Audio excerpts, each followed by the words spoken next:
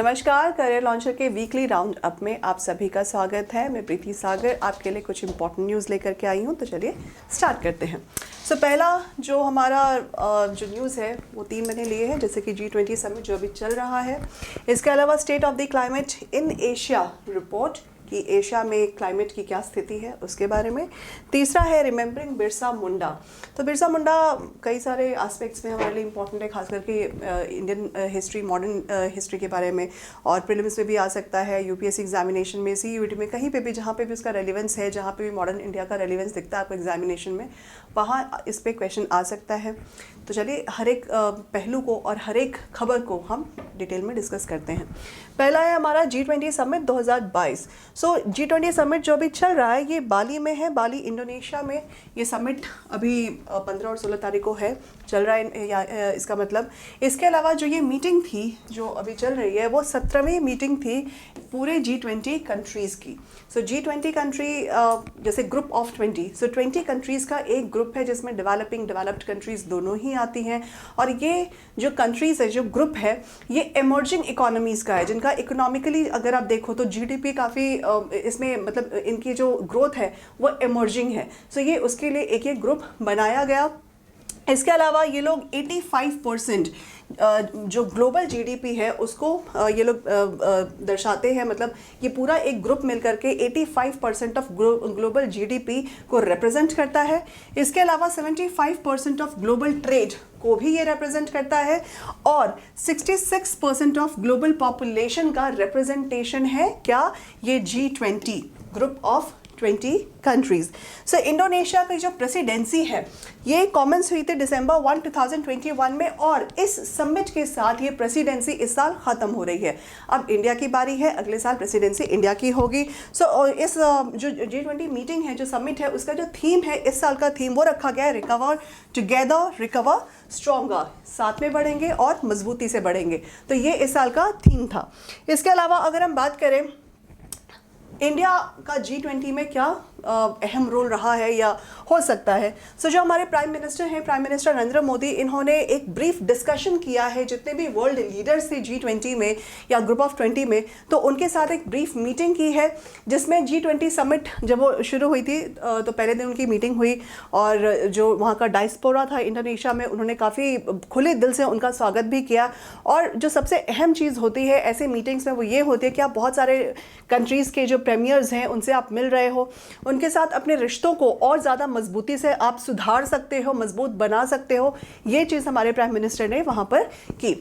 इसके अलावा prime minister ने US president Joe Biden, prime minister of UK Rishi Sunak जो कि अभी हाल ही में प्राइम मिनिस्टर बने हैं, French president Emmanuel Macron, Netherland के prime minister Mark Rutte, and Senegal के प्रेसिडेंट, उसके अलावा जो अफ्रीकन यूनियन के चेयरमैन हैं मैकी साल, इन सभी से मुलाकात भी की और साथ में कुछ बातचीत भी की। ये सभी आप कह सकते हो कि ऑन एंड ऑफ हम न्यूज़ में देख ही लेते हैं, चाहे वो अफ्रीकन यूनियन हो या यूएसए हो, यूके हो, फ्रांस हो, ये इंडिया के एक एवरग्रीन फ्रेंड्स या फ्रेंडशिप इसको दर्शाते हैं कि इनके साथ हमेशा रिश्ते अच्छे ही रहते हैं। कभी थोड़ी बहुत ऊंच नीच हो जाती है, लेकिन ज़्यादातर अगर हम देखें तो हमारे और इनके रिश्ते काफ़ी अच्छे हैं और सुधरते भी रहते हैं। नई नई चीज़ें आती रहती हैं, नई नई पहलुओं पे बात होती रहती है, और नए नए तरीके से अपनी दोस्ती को आगे बढ़ाते रहते हैं। इसके साथ साथ मोदी जी ने एक जो रशिया और यूक्रेन का जो इशू चल रहा है, जो वॉर चल रहा है काफ़ी महीनों से, तो उसको अब ख़त्म करने के लिए भी एक बातचीत उन्होंने शुरू की, पहल की, जिसमें बोला गया कि अब भैया बहुत हो चुका है, अब सीज़ फायर लगा दो। जो भी हो गया, दोनों तरफ से बहुत नुकसान हुआ है, दोनों ही इंडिया के अच्छे मित्र हैं, अच्छी दोस्ती है, तो बस अब सीज़ फायर का रास्ता हमें इख्तियार करना चाहिए। एक डिप्लोमेटिक एक तरीका था ऐसे इन मुद्दों पे बात करने का। इसके अलावा उन्होंने जो उनका एक कह सकते हैं हम कि जो विश्व को लेकर के जो उनकी एक चिंता रहती है, उसमें उन्होंने पीस, हार्मनी और सिक्योरिटी ऑफ द वर्ल्ड, इसके ऊपर काफ़ी फोकस किया, और अपने जो ग्रुप ऑफ 20 के मेंबर्स थे, जो उनके फ्रेंड्स थे, उनके साथ इन बातों पर भी चर्चा की है कि वर्ल्ड में हमें पीस, हार्मनी और सिक्योरिटी को मेंटेन करना है, उसको फिर से वापस लाना है। इसके अलावा उन्होंने इंडिया की G20 की प्रेसिडेंसी को लेकर के भी बात की कि अगले साल, क्योंकि इंडिया की G20 प्रेसिडेंसी है, तो इसमें उन्होंने अपना एक कॉन्फिडेंस, जो उनकी बातों में एक कॉन्फिडेंस झलकता है कि अगले साल की प्रेसिडेंसी हम काफ़ी अच्छे से करेंगे। और एक उन्होंने जो वर्ड यूज़ किया है that is land of Buddha and Mahatma Gandhi. So Buddha की धरती और महात्मा गांधी की धरती पर अगले साल की G20 समिट होने जा रही है। और एक काफ़ी तरीके से एक कॉन्फिडेंट को भी दर्शाता है कि जो इंडिया की लेगेसी है उसको हम और आगे बढ़ाएंगे। तो ये उसकी कुछ इंपॉर्टेंट झलकियाँ थी G20 को लेकर के। चलिए अब अगले खबर की तरफ बढ़ते हैं। State of the climate in Asia report 2022। पूरा विश्व इस टाइम पे ग्लोबल वार्मिंग के मार से गुजर रहा है। हर साल हमें हर वेदर पैटर्न में चेंज देखने को मिल रहा है, चाहे वो गर्मी हो, चाहे वो बरसात हो, चाहे वो ठंड का महीना हो। तो जो वेदर पैटर्न है वो अब चेंज होता जा रहा है। इसके लिए state of the climate in Asia report आई है 2022 की। तो इसमें क्या बोला गया, इसमें बेसिकली जो रिपोर्ट है ये किसने रिलीज किया, वर्ल्ड मीटियोरोलॉजिकल ऑर्गेनाइजेशन और इसके साथ साथ UN economic and social commission for Asia and Pacific, जिसका शॉर्ट फॉर्म है एसकैप।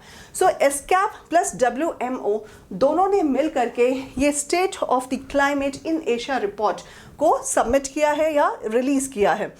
और कहाँ पर किया है, जो अभी COP यानी कॉन्फ्रेंस ऑफ पार्टीज 27 मतलब 27th कॉन्फ्रेंस ऑफ पार्टी हुई थी, कहाँ पर, इजिप्ट में। सो उस मीटिंग में इन लोगों ने इस रिपोर्ट को रिलीज किया। तो इस रिपोर्ट में खास बात क्या है, सो खास बात यह है कि जो भी हमारे वेदर रिलेटेड या वेदर पैटर्न रिलेटेड जो भी इश्यूज है उसके बारे में चर्चा की, क्या लॉसेज हो सकते हैं या क्या किस तरीके से एशिया में इसका असर पड़ सकता है। जैसे पिछले साल IPCC रिपोर्ट आई थी, उसमें भी एशिया को लेकर के काफ़ी गंभीर चिंता व्यक्त की गई थी कि इसका काफ़ी असर, जो महत्वपूर्ण असर है या गंभीर असर है, वो एशिया पे पड़ सकता है। उसी को लेकर के ये इजिप्ट में जो भी COP हुई है COP 27, उसमें इस रिपोर्ट को रिलीज किया गया और एशिया की स्थिति के ऊपर भी बात की गई।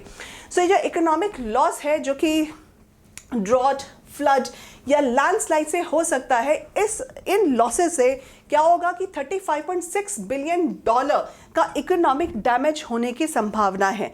क्यों होगी, क्योंकि इसके नेचुरल रीजंस हो सकते हैं और इन नेचुरल रीजंस के पीछे मैन मेड रीजंस है। Global warming man made reasons की वजह से है। सो ये नेचुरल रीजन, नेचुरल कैलेमिटी भले ही हो, ड्रॉट, फ्लड, लैंडस्लाइड, लेकिन इससे क्या होगा, जो इकोनॉमिक ग्रोथ है या इकोनॉमिक डैमेज है वो तकरीबन $35.6 बिलियन तक का डैमेज देखने को हमें मिल सकता है। इसके साथ साथ तकरीबन 50 मिलियन या 48.3 मिलियन पीपल, ये लोग भी डायरेक्टली इससे इम्पैक्ट हो सकते हैं। जो वेदर पैटर्न है, जो क्लाइमेट चेंज है, उससे डायरेक्टली 48.3 मिलियन पीपल लोगों को इससे डायरेक्टली वो इम्पैक्ट हो सकते हैं। जो फ्लड है वो काफ़ी ज़्यादा जो मृतकों की संख्या है उसको भी बढ़ाएगा, क्योंकि एक नेचुरल कैलामिटी हो जाती है। ड्रॉट से भी जो लोग हैं, जो स्थानीय लोग हैं, उनके जीवन को हानि पहुंच सकती है।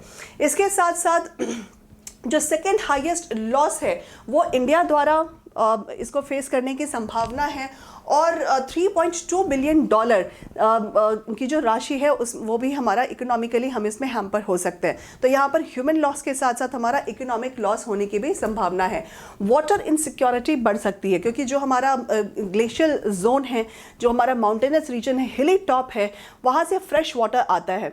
और अगर ग्लोबल वार्मिंग बढ़ेगी तो जो आइस है वो मेल्ट होगा, इसकी वजह से फ्लड बढ़ेगी और फ्लड से इकोलॉजिकल इम्बैलेंस होगा। तो जो वाटर इनसिक्योरिटी है वो भी आगे वर्सन हो सकता है। इसके साथ साथ जो हाई माउंटेन एशिया है, जिसमें हिमालय, टिबेटन प्लेटू आ जाते हैं, तो यहाँ पर जो हाईएस्ट ये क्या है, ये लार्जेस्ट वॉल्यूम ऑफ आइस है पोलर रीजन के बाहर। तो अगर ग्लोबल वार्मिंग बढ़ेगी तो आइस कैप पिघलेगा तो फ्लड होगा। जो लो लैंड एरिया में जो लोग हैं उनके जीवन पे काफ़ी हानि होने की संभावना है। अगर फ्लड किसी एक जगह पे फ्लड आ रहा है तो दूसरी जगह पर सूखा भी हो सकता है। सो जो ड्रॉट लेड इकोनॉमिक डैमेजेस होंगे, मतलब हमारी आर्थिक स्वास्थ्य को जो ये हानियाँ होंगी, इससे 63% तक इसमें हम इजाफा देख सकते हैं। फ्लड भी आ सकता है काफ़ी सारे जगहों पर, जो कि लो लाइंग एरिया है। अगर आइस कैप पिघलेगा तो फ्लड आएगी। सो उससे भी इकोनॉमिक डैमेजेस तकरीबन 23% बढ़ता हुआ हमें देखने को मिलेगा। लैंडस्लाइड्स की भी संभावना बढ़ गई है, जिससे इकोनॉमिक डैमेज तकरीबन 8% तक बढ़ने की संभावना है। सो ये कुछ कह सकते हो कि आप एशिया में स्पेसिफिकली इंडिया में की क्या परिस्थिति हो सकती है और इंडिया पे इसके क्या ग्रेव कॉन्सिक्वेंसेस हो सकते हैं, उस बारे में इस रिपोर्ट में चर्चा की गई है। और ये काफ़ी अपने आप में एक चिंताजनक विषय है। अगर पहले से इसकी तैयारी नहीं की गई तो इंसान के साथ साथ जो हमारी आर्थिक स्थिति है उसको भी काफ़ी नुकसान पहुंच सकता है। सो अगर कोई रिपोर्ट रिलीज हुआ है सो बहुत ज़रूरी है कि गवर्नमेंट, चाहे वो एशिया की किसी भी कंट्री का हो या पर्टिकुलरली अगर हम इंडिया की बात करें, सो गवर्नमेंट ऑफ इंडिया को भी इस पर ध्यान देने की आवश्यकता है, महत्वपूर्ण कदम उठाने की आवश्यकता है ताकि इकोनॉमी के साथ साथ लोगों की भी जान की सुरक्षा की जा सके। चलिए, इसके साथ हम अगले खबर की ओर बढ़ते हैं। रिमेंबरिंग बिरसा मुंडा। बिरसा मुंडा हमारे इतिहास का एक बहुत ही अहम पहलू है। कह सकते हो कि जो ट्राइबल या जनजातीय जो पॉपुलेशन है उसके ये एक हीरो रह चुके हैं और आज भी इनको हीरो की तरह ही पूजा जाता है। सो बिरसा मुंडा का जो जन्म रहा है वो इनको भगवान की तरह, जो आज भी जनजातीय है वो उनको भगवान की तरह पूजते हैं। अभी हाल ही में 15 नवंबर को इनकी बर्थ एनिवर्सरी थी, इसलिए बिरसा मुंडा जयंती इसके उपलक्ष्य में मनाया गया और इसी दिन को जनजातीय गौरव दिवस की तरह भी मनाया जाता है। इसकी एक महत्वपूर्ण बात एक और है, वो हम बाद में बात करेंगे। इसके साथ साथ जो बिरसा मुंडा है वो मुंडा ट्राइब से संबंधित थे, जो कि छोटा नागपुर प्लेटू में ये मुंडा ट्राइब रहा करता है। और जो इनकी प्रारंभिक जो शिक्षा थी वो सालगा में हुई under the guidance of his teacher. उनके टीचर का नाम था जयपाल नाग। जयपाल नाग के ही कहने पर, उनके ही रिकमेंडेशन पर बिरसा मुंडा ने क्रिश्चियनिटी में कन्वर्ट कर लिया था, तो वो क्रिश्चियन बन गए थे। देखो हमारे इंडियन हिस्ट्री में एक चीज़ है कि जो ट्राइबल पॉपुलेशन है वहाँ पे क्रिश्चियन मिशनरीज ने इंटरवीन करना शुरू कर दिया। इसकी वजह से बहुत सारा ट्राइबल पॉपुलेशन जो था वो क्रिश्चियनिटी में कन्वर्ट हो गया। Birsa Munda was one of them. तो अपने टीचर के रिकमेंडेशन, जयपाल नाग के रिकमेंडेशन पे उन्होंने क्रिश्चियनिटी में कन्वर्जन उनका हुआ। और अगर टीचर बोल रहा है तो ऑब्वियसली वो आपके भले के लिए बोलेगा, तो इस तरीके से उन्होंने खुद को कन्वर्ट कर लिया। इसके अलावा अगर हम बिरसा मुंडा की बात करें सो 25 साल तक का उनका ये जीवन रहा और इस 25 साल तक के जीवन में काफ़ी महत्वपूर्ण चीज़ें उन्होंने की। इतनी महत्वपूर्ण चीज़ें थी कि आज भी उनके मृत्यु के काफ़ी सालों बाद आज भी ना सिर्फ झारखंड में, जहाँ पे जो छोटा नागपुर प्लेटू है जहाँ मुंडा ट्राइब रहा करता है वो अब झारखंड में आता है, सो ना ही झारखंड बल्कि पूरा इंडिया, इनफैक्ट हम कहें कि विश्व में भी उनकी ख्याति है, तो वहाँ पे भी उनको लोग जानते हैं, तो वो ख्याति उन्होंने प्राप्त की। चलिए, सो बिरसा मुंडा एक यंग फ्रीडम फाइटर थे, ट्राइबल लीडर भी थे और जो उनका जो 19th सेंचुरी के आखिरी दौर में जो उनका एक्टिविज्म था या स्पिरिट ऑफ एक्टिविज्म था वो काफ़ी लोगों को उसने प्रेरणा दी, प्रेरणा स्रोत बने रहे। और इन्होंने ब्रिटिश रूल के खिलाफ एक उनके खिलाफ बिगुल बजाया और एक तरीके से जो स्वतंत्रता संग्राम थी कि ब्रिटिश राज्य से हमें स्वतंत्र होना है, उसकी भी शुरुआत इन्होंने की। और ये कहा कि जनजातीय पॉपुलेशन, जो जनजातीय जो लोग थे उनके साथ मिलकर के, उन्हीं ग्रुप में मिलकर के बहुत सारे ट्राइबल रेवोल्यूशंस होते थे उस समय भारत में, सो ये उसमें से एक था और काफ़ी हद तक इन्होंने अंग्रेज़ों को परेशान भी किया। जो इनका जन्म था और इनका पालन पोषण था वो ट्राइबल बेल्ट में ही रहा, जो कि बिहार और झारखंड में आता है। सो पहले बिहार और झारखंड एक ही थी, अब 2000 में दोनों अलग हो चुके हैं। सो ये बिहार और झारखंड में ही जो उसका ट्राइबल बेल्ट था वहीं पे इनका पालन पोषण हुआ है। इसके साथ साथ जो उनकी अचीवमेंट है या जो उन्होंने अपनी जीवन में कुछ रिमार्केबल किया है वो इन्होंने 25 साल तक की उम्र में ही सब कुछ कर लिया था। मतलब 25 साल तक के जीवन यापन में उन्होंने ऐसी कुछ चीज़ें की हैं जो एक तरीके से हम कह सकते हैं कि उन्होंने ख्याति प्राप्त करने का काम किया। इसके साथ साथ इनके बर्थ एनिवर्सरी के उपलक्ष्य में या जन्म दिवस के उपलक्ष्य में जो झारखंड गवर्नमेंट है वो झारखंड दिवस भी मनाती है। सो यही मैं बोलना चाह रही थी कि 15 नवंबर हर साल झारखंड दिवस के रूप में मनाया जाता है, या इसको जनजातीय दिवस भी बोलते हैं या बिरसा मुंडा दिवस भी बोला जाता है। सो ये एक तरीके से काफ़ी रिमार्केबल थिंग है कि उनको याद करने के लिए एक दिन जो उनका जन्म दिवस था उसी दिन आपने झारखंड को भी बिहार से अलग किया और एक तरीके से उसका एक पहचान दे दी। सो ये काफ़ी अच्छी चीज़ है कि आज भी इतने सालों के बाद हम उन्हें इन सभी यादों में समेटे हुए हैं। सो ये इस हफ्ते की कुछ महत्वपूर्ण जानकारियाँ थी जो मैं आपके साथ साझा करने के लिए आई थी। इस हफ्ते के लिए बस इतना ही, हम मिलते रहेंगे, तब तक के लिए धन्यवाद।